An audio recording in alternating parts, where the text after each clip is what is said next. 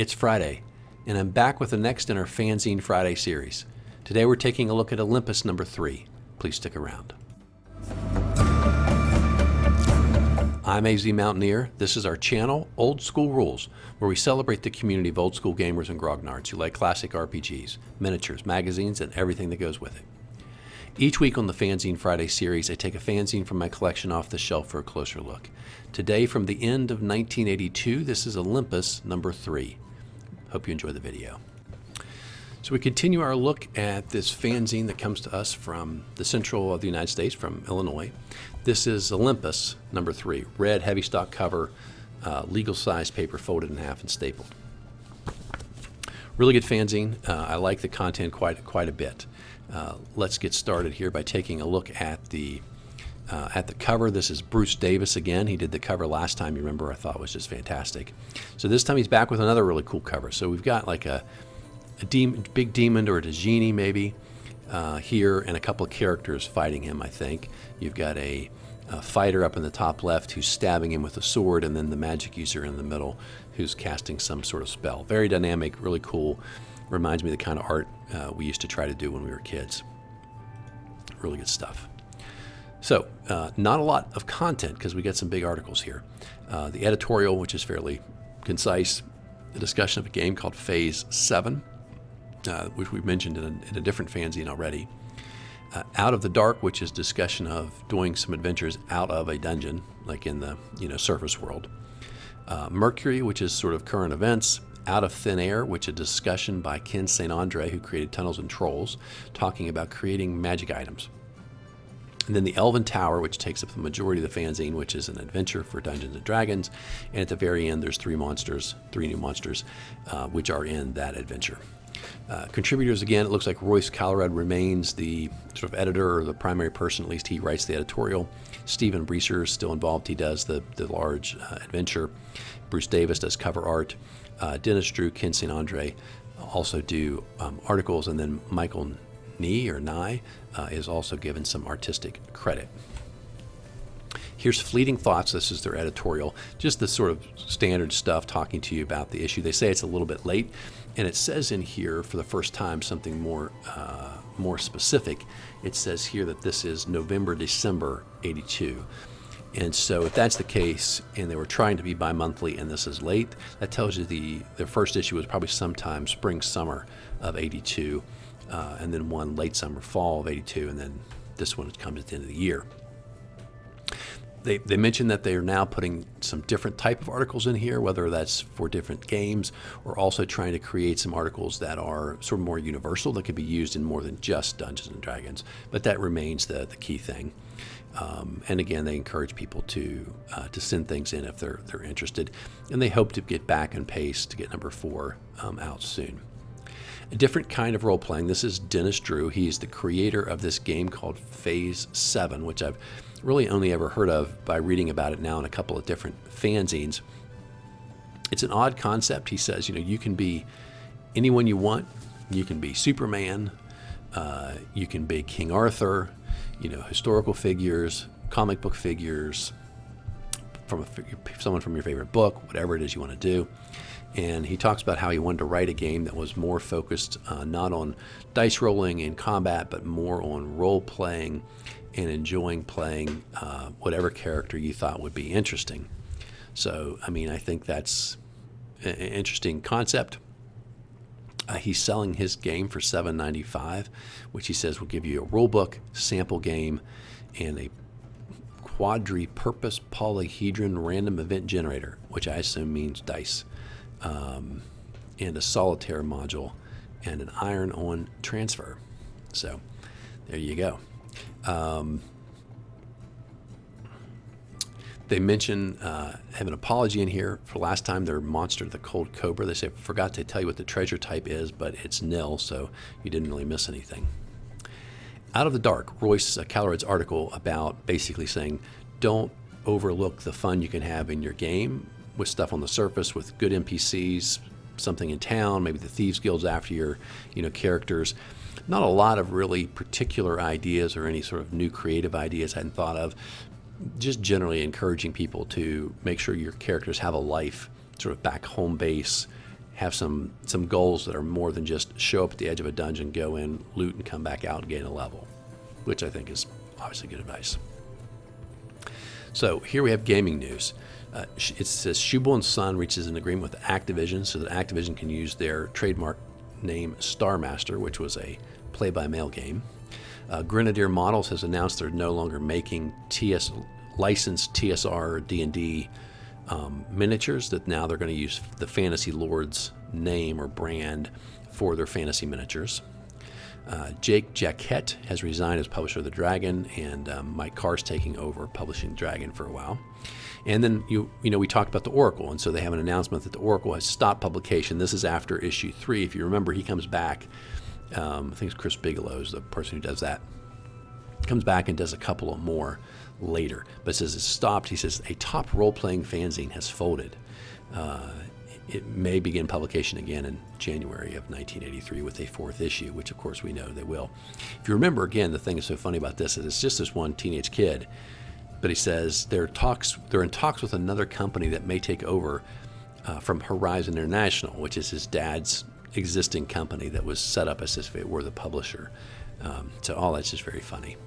And then at the bottom, I don't know anything about this. It says, if you like reviews of games, classifieds, games, and adventure, you'll love the Explorer magazine, which is put out from Lexington, Kentucky. So I'm going to try and learn some more about that, see if there are issues of that out there I can find. Then we have an article from Ken St. Andre, creator of Tunnels and Trolls, as well as a number of other games, Monsters, and some others.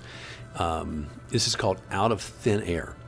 And he points out 2 things. He says, in Tunnels and Trolls, I intentionally don't have like a lot of monsters. I don't have a lot of magic items because I want to tell the referee or the game master, here's how you do it. Here's the stats you need to think of, but you go and create your own thing, right? You don't need a table or a chart. And the other thing he points out about that is if it's not in a book, then your players can't read it. So they never know what a magic item is going to do. And just generally, it's an encouragement for game masters to use their creativity, which, as he says, is 100% correct. That's a really fun part of the game, is using your creativity to come up with things. The Elven Tower by Stephen Breeser is a good adventure. It's for Dungeons and Dragons. Again, they don't really give you party number level here. This is the low level. You're fighting goblins and hobgoblins. And this ties back to the one called the Black Pass. And he says, you've conquered the Black Pass, and now you've reached your destination, which is the town of Teldora. But you learn that you must quickly move southeast to an elven outpost. Something evil is streaming into the Silva Woods from the south, and there are rumors of a large red dragon that lurks in the hills. So off you go. Pretty much without event in the meantime, which is something I would probably change. But so you get there to the tower. Here's a picture of the tower. That's 2 stories. The 3rd story is sort of in ruins. You're going to go in there. You're going to explore. You're going to find your way down into a subterranean area. So it's actually, I kind of like the way it's done. It seems pretty good to me. Here's the map. You get down there, and at first there's just this little, at the very top, there's a hewn cellar, if you will. But then there's a door. You go into some natural caverns, and then you find your way from the ruins into sort of this lair of these goblins and hobgoblins. What was once the lair of the magician that owned this tower, created this tower, and the ruins are still there. And some of his, you'll find your way to his chamber and his library and stuff like that. So pretty good. It's going to be probably one, for a 4 or 5 hour gaming session. You get your way through. There's going to be a decent amount of combat. There's some clever stuff that goes on. I always like it when sort of the bad guys don't just like stand up when you walk in the room and attack, right? So they've got some traps they've got laid out. They're going to attack you from, different angles. They got reinforcements that are going to come and give you a few hard battles. A couple other tricky, unexpected encounters along the way. So good stuff, I think. And then they have 3 new monsters. The Duster, which is a magically animated pile of dust that can rise up and attack. It's a 3 hit dice monster. It has 4 arms, no legs, and it just hits you for 1 to 4 points of damage per round if you sort of stir it up. If you disturb the dust, you'll sort of wake it up. Then we have these really queer things called mist fish, and they are these fish that can sort of float in mist, like clouds, right, of mist, instead of swimming through ocean water. They can create their own wall of fog if they want to. A group of them gets together, like a little school of them gets together, creates this wall of fog, so you can't see them. They're just a 1+3 hit dice creature that does 1 to 3 points of damage. Don't really do anything particularly interesting, but they're going to be something that you haven't seen before. All right. And then finally we have the amoeba turtle, which is an amoeba that has gone into an existing turtle's shell, and then its amoeba, cephalopods can come out and attack you. It's a 2-hit dice monster, and the shell obviously gives it superior protection. Then they had this little insert that they just stapled in here because they left out some pages of the description of the dungeon, and so they just stapled that page in here in the back. They asked for your feedback again, and interestingly, we've got the feedback results from number 2, and no surprise, that cover artwork was everyone's favorite. Got a 90. That's like the highest score I think anything's gotten so far. I thought it was funny because the headlines and the typeface is the second best thing about the magazine, according to the reader poll. They like the cartoons on page 20, and then if you go over here to the end with a score of 34, that comic strip in the back, the Time Traveler, and so it does not appear again. I don't think it was apparently not well received.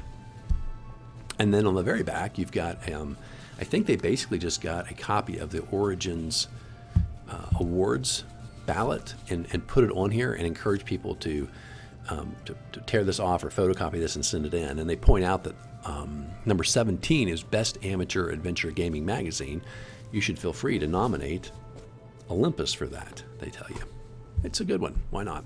But anyway, they've got the H.G. Wells Awards and the Charles Roberts Awards for role-playing and board games, respectively.